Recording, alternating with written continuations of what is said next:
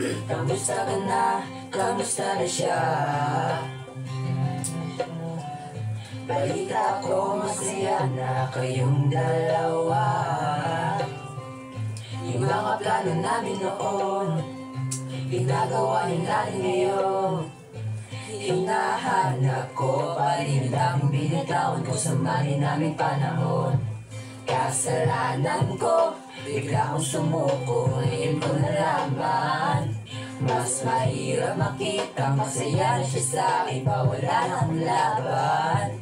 Di ko nagawa na sabihin na mahal ko siya. Tanging pakiusap ko na lang, huwag mo sasaktan. Di ba kita mo kung gano'n siya kahalaga? Pwede pang ingatan mo siya, mga bagay na di ko man ang nagawa nung kami pa. Bawat larawan nyo na magkasama ay may pangangiti nyo na higit nung kami pa. Ingatan mo siya, dahil mali ako nung hinayaan ko siya na mawala. Ipakita mo siya ang mundo, masakit may kasalanan ko. Hindi madali ang nangyari sa aming dalawa.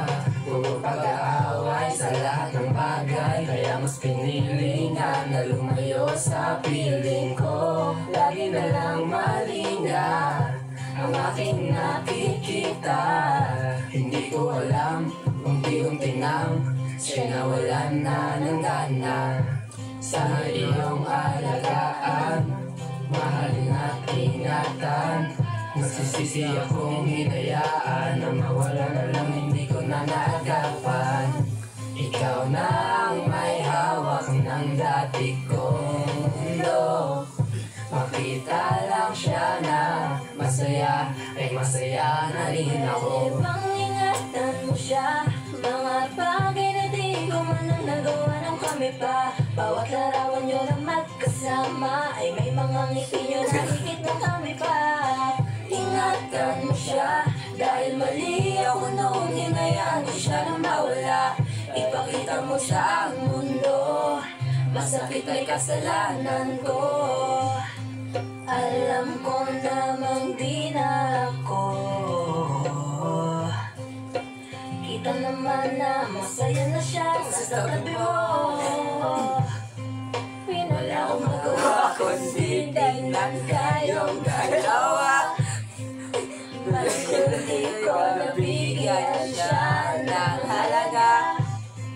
Pinakawalan ko ang hindi ko inagalang hanapin ko.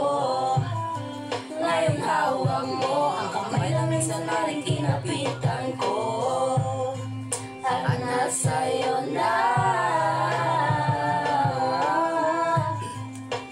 Pakiusap na huwag mo na sanang saktan.